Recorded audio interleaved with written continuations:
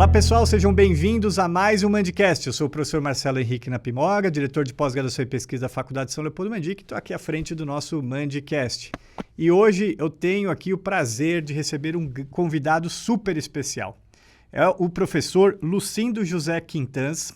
Ele é professor da Universidade Federal de Sergipe, farmacêutico por formação, é membro atualmente do Diretório Nacional do Fórum de Pró-Reitores e Pós-Graduação em Pesquisa, e um grande pesquisador da área farmacêutica focado em moléculas derivadas de plantas e outras moléculas para suas atividades analgésicas e anti-inflamatórias. Essa é a grande linha de pesquisa do professor Lucindo. Professor Lucindo, muito obrigado por participar aqui conosco desse Mandcast. Obrigado, Marcelo, pelo convite. Espero que seja uma oportunidade de divulgar um pouco da ciência que a gente desenvolve aqui na Universidade Federal de Sergipe, no nosso grupo, mas também conversar um pouco sobre uma das maiores competências que o Brasil tem, que é na área de Química e Farmacologia de produtos naturais. A gente é uma referência mundial nessa área, trazer luz para a nossa comunidade sobre temas que eu acho que são caros. Obrigado, nós que agradecemos. E o tema, então, de hoje é justamente as moléculas dos produtos naturais. E como o professor Lucindo mencionou, às vezes existe alguma confusão, né, sobre a eficácia ou o uso disso, mas como ele também mencionou, o Brasil é um grande expoente, até pela vasta quantidade de plantas, animais e toda a ecologia que existe no Brasil.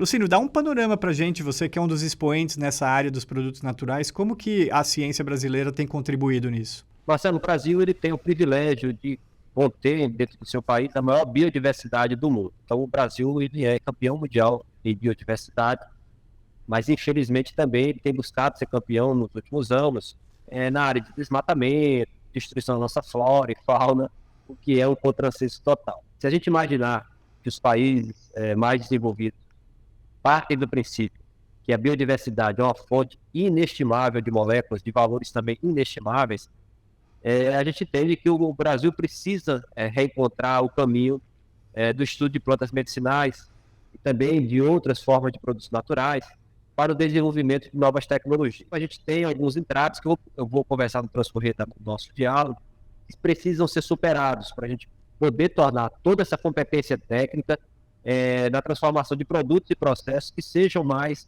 afeitos à utilização da nossa sociedade e também na geração de produção de renda, no desenvolvimento de produtos, na indústria de startups, entre outras formas de diálogo com o setor, que eu vou chamar um setor produtivo mais comercial, porque eu entendo que a universidade brasileira é um setor produtivo também, já que produz e traz muitos ganhos para a sociedade, mas o setor produtivo e empresarial ele precisa enxergar um pouco também essa lei de produtos naturais como parte da Alemanha, como parte da França, o próprio Reino Unido, né, a Espanha tem lidado com a questão da nossa biodiversidade, da nossa capacidade de ter um universo de novas biomoléculas que não são conhecidas, que atualmente com a tecnologia existente são impossíveis de serem sintetizadas, e a natureza está lá à disposição. O Estado de São Paulo possui universidades com grupos consolidados demais, na USP, na Unesp de Araraquara, e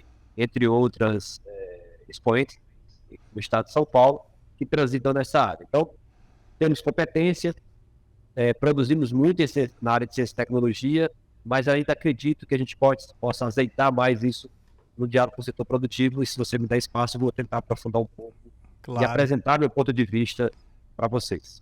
Sem dúvida.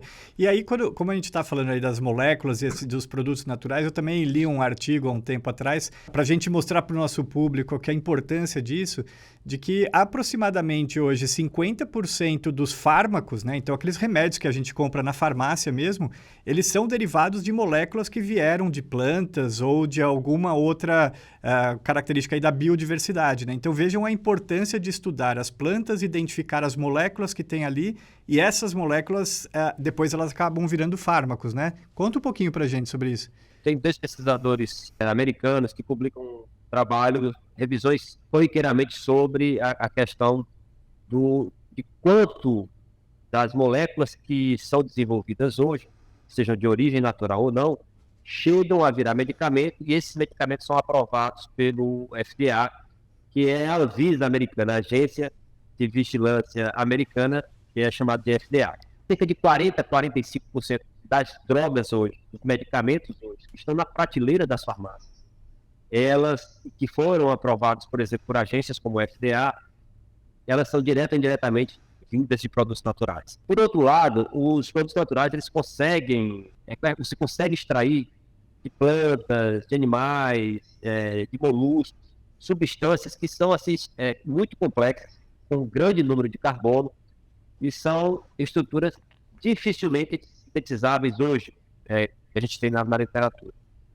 Então, assim, a medicina, desde sempre, ela busca dentro da medicina tradicional, dentro do uso de plantas, de produtos naturais, fontes de novas moléculas. Você pega o registro de 5.000 anos antes de Cristo, o uso da papaver sominífero, onde você extrai da sua papoula a morfina para utilização no tratamento de dor. Você tem relatos na literatura chinesa de quase 5, 6 mil anos do uso de preparações contendo bebidas fermentadas semelhante a vinho e macerada com maconha para o tratamento da dor e da inflamação. Então, a busca dentro dos produtos naturais por novas moléculas, ela vem da história da humanidade. E a gente tem aprendido muito com ela. Por isso que a gente tem que valorizar mais um pouco a nossa flora, a gente tem que valorizar a nossa biodiversidade, entender melhor, fazer mais estudos químicos, fazer mais estudos farmacológicos. Quantas dessas moléculas não têm aplicabilidade hoje diretamente, Marcelo, na clínica? Várias. Então, assim, o que eu acredito é que o país ele tem um potencial muito grande, mas como outras áreas, não o triste privilégio dos produtos naturais, o Brasil, ele às vezes perde o bonde da história em valorizar potencialidades que ele tem. E é o caso dos produtos naturais. Aí você acha que este problema, ele é um problema cultural, no sentido de ter as pessoas às vezes ter resistência ao uso de produtos naturais, resistência no sentido de, eu não acredito nisso, e às vezes nem sabe que, por exemplo, aquele medicamento, como você citou, que a morfina, ela vem da papoula. Você acha que é essa questão mais cultural, populacional, ou é uma questão de políticas ou falta das políticas de incentivo à pesquisa para o Brasil se sobressair nesse sistema? Eu acredito que a gente tem as duas nuances aí. Se você imaginar que, por exemplo, hoje, os medicamentos que estão na grande moda e sustentam basicamente laboratórios inteiros para uso de doenças cardiovasculares, como as estatinas, e elas são oriundas de produtos naturais, e parte das pessoas não sabem disso, a gente tem que também que há um pouco da nossa sociedade, da nossa ciência, não conseguir transpor essa informação para a sociedade. Eu acho que isso também que é muito importante. Mas, ao meu ver, o que é mais sério para o Brasil, e aí eu posso utilizar como exemplo políticas históricas, como a Política Nacional de Práticas Integrativas e Complementares, e ela se iniciou no advento do SUS, em 1988. A gente já tinha o primeiro broto de uma política nacional para tratamentos complementares, e aí entra a fitoterapia, outro tipo de tratamento. O Brasil ele abdicou da parte de desenvolvimento de novas tecnologias, a partir, por exemplo, do setor farmacêutico, utilizando a nossa flora e a nossa fauna como uma fonte de princípio para a obtenção de novas moléculas. Acredito que politicamente a gente precisa ter um projeto de país e não só um projeto de governo para desenvolvimento a longo prazo. Fazer ciência é algo a longo prazo. O Brasil tem competências para desenvolver isso para ontem, utilizando produtos naturais, não necessariamente só obtendo produto natural, mas também na parte de síntese e semissíntese. Falta um pouco também, ao meu ver, de visão mais empreendedora. Tivemos 2 relampejos durante a história do Brasil nos últimos 30 anos, tentando resgatar isso, mas de fato são políticas... Aqui no Nordeste a gente usa a expressão, não sei se é comum em São Paulo, que é voo de galinha.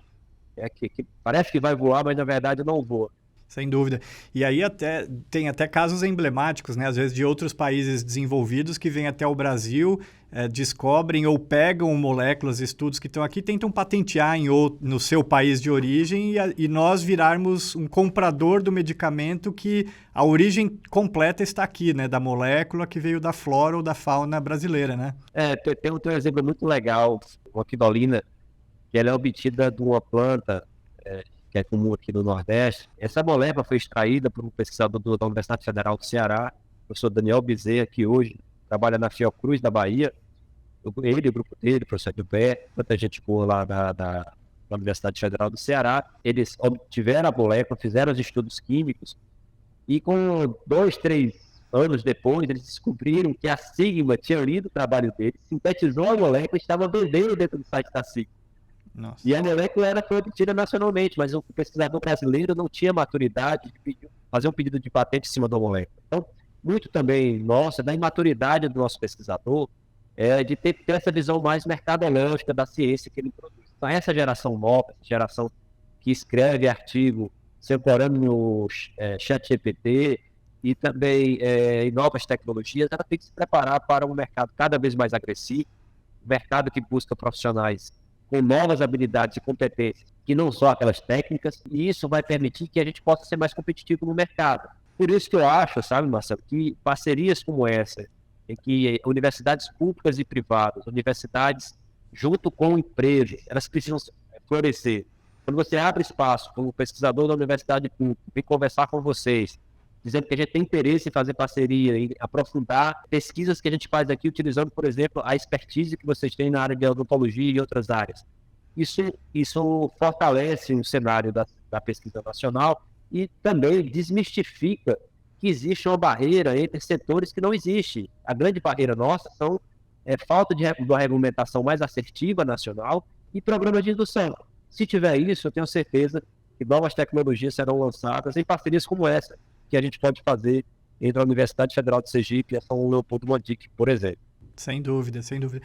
E, Lucindo, dentro hoje por exemplo, do Sistema Único de Saúde, o SUS, qual que é a importância das moléculas, dessas moléculas bioativas aí de plantas e de outros, de vegetais, enfim, de tudo isso que a gente está conversando? Qual que é a importância dessas moléculas dentro do Sistema Único de Saúde? É um dado da Organização Mundial de Saúde, não é meu.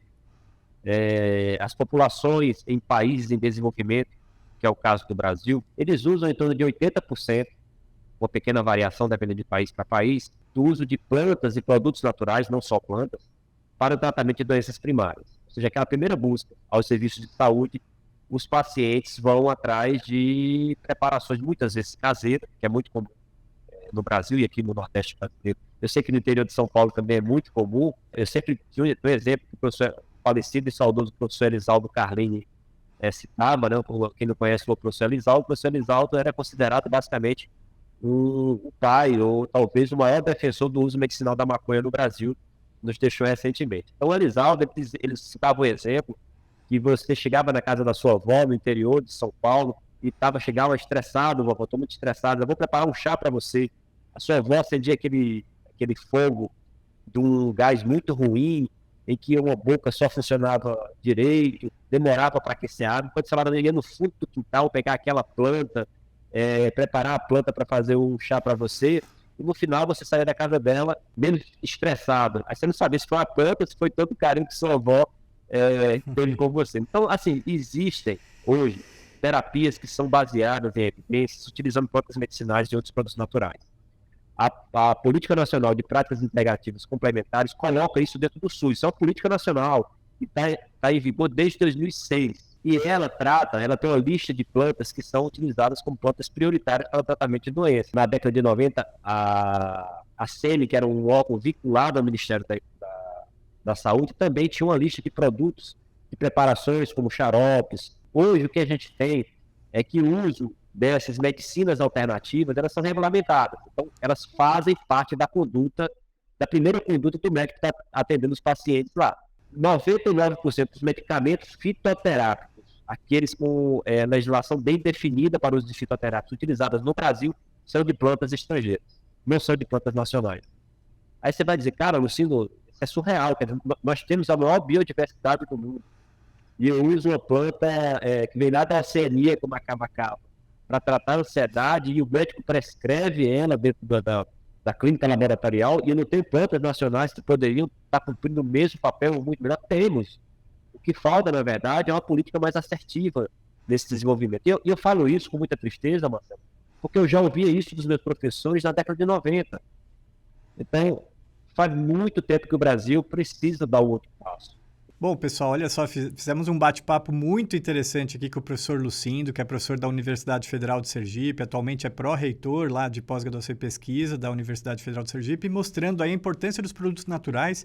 O professor Lucindo citou aí que os produtos naturais, eles são aproximadamente 40% a 45% dos medicamentos que você compra lá na farmácia.